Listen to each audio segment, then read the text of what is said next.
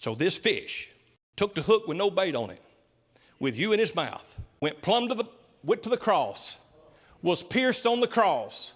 When he got hooked, he went to the bottom, took your sins and your sorrow, and took them to the very bottom. And they needed some money to pay this debt. I already told you all, Jesus didn't owe the debt. You can't charge God for his own house.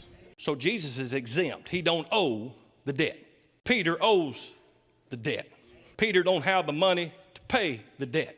So Jesus provides the money to pay a debt that he don't owe, because Peter owed a debt that he couldn't pay.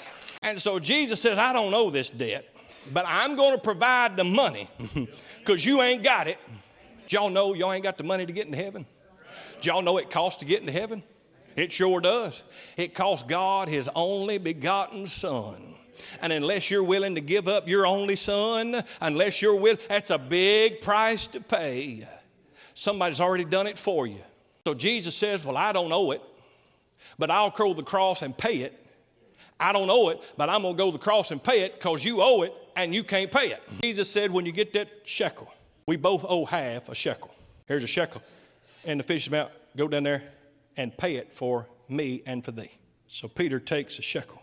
He goes down to the temple, to those same guys that was in his front yard, and says, here. Those guys opened a book and wrote Peter's name in a book.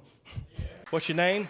Simon Peter. All right, Simon Peter. Here's your shekel. Oh, here's your shekel. Where'd you get that? Somebody paid it for me. Paid in full. You ought to rejoice that your name is written in heaven.